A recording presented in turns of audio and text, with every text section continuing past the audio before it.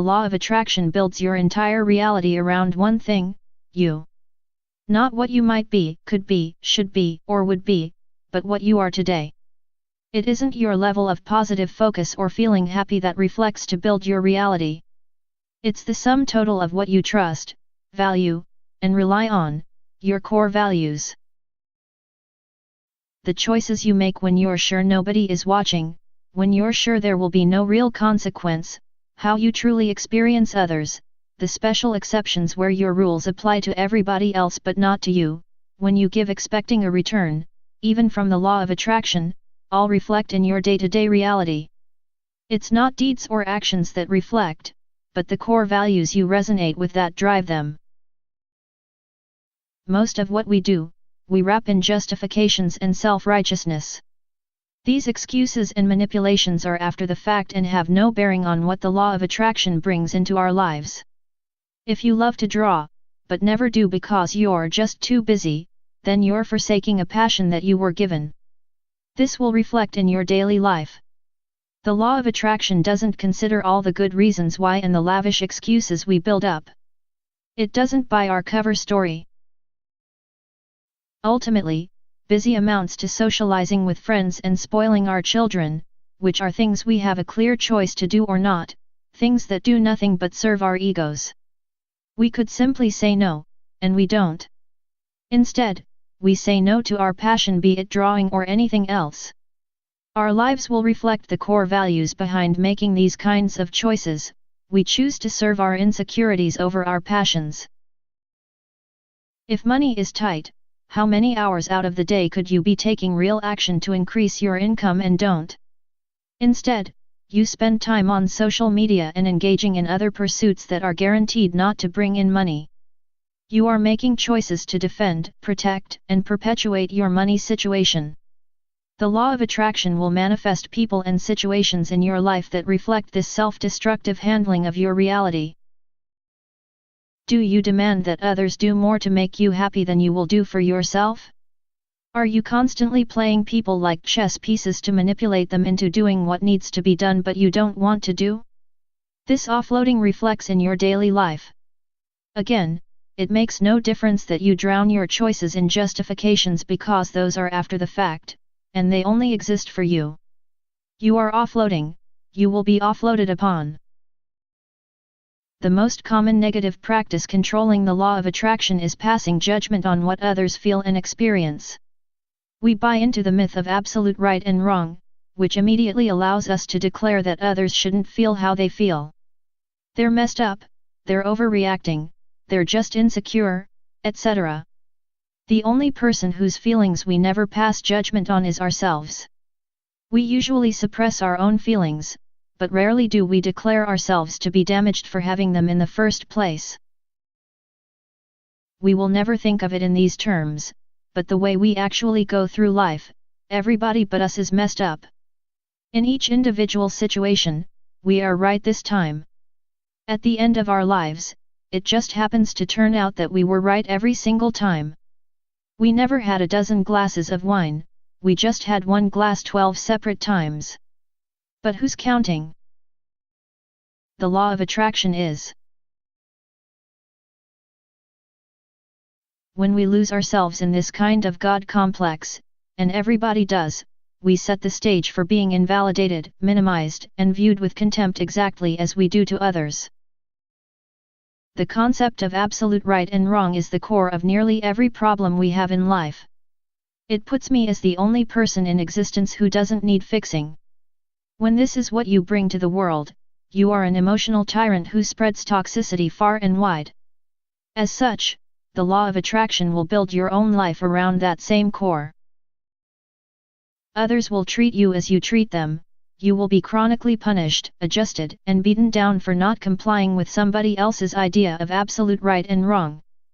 You don't need to decide which feelings you're allowed to have, they will tell you. For most of us, absolute right amounts to how comfortable we are.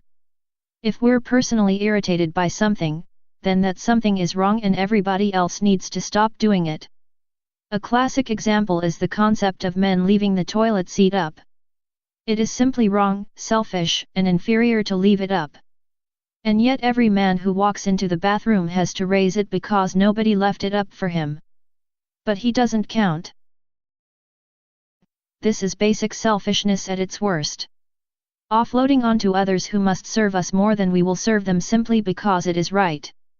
At the end of our lives, with few if any exceptions, right just happened to arrange itself every time so that we didn't need any correction but the other guy did.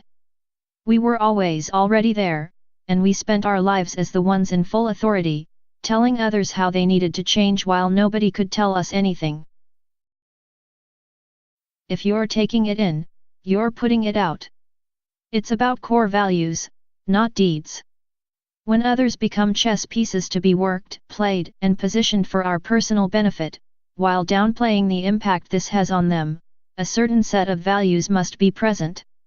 This set of values, regardless of how or even if they actually express themselves, is what plays out in real life.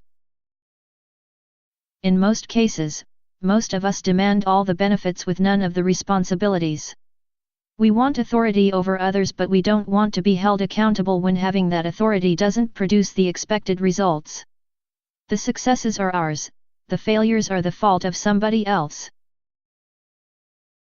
Our cover stories are what keep us from seeing and experiencing ourselves honestly, and in the process, getting a grip on what we're instructing the law of attraction to bring into our lives. When we justify a deed, we lose the real motivation behind it. The law of attraction, however, doesn't lose anything. It goes straight to the core, bypassing excuses and justifications, and reflects real and honest core values. In today's society, at least in the United States, the overwhelming majority of first-time brides marry guys thinking they will live the fairy tale life. Branded with the official label of married, they will immediately rise to magical levels of prominence in society, being respected, revered, and loved by all.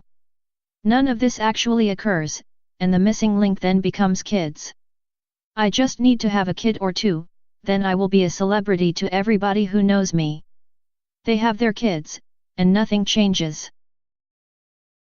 The guys entering into such arrangements typically carry the delusion that they will be the hero of the century, revered by all for being such an amazing husband. These men rapidly discover they are nobody's hero, they are simply faceless placeholders to serve a very specific purpose, look good and bring in money. Women discover just as quickly that they are objects also, equally faceless placeholders whose real purpose is to turn an ordinary guy into the great American hero. Nobody escapes the law. We get what we are.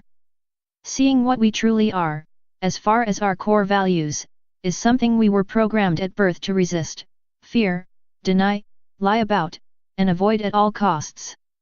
With this resistance comes a virtual guarantee that our lives will play out according to our pre-birth programming and we will realize little to none of our potential as physical beings. Describe. Tell the truth without judging. What is, is. Admit to yourself your true motivations behind what you do and fail to do. Be honest with yourself about your hypocrisy and contradictions. Cut through your cover stories, your justifications, and your excuses for treating others in ways you would never tolerate being treated. If you do something, then you do it, the law of attraction doesn't care why. It simply reflects without judgment. The law of attraction doesn't operate by deeds and actions. It goes beneath all that to where your core values resonate.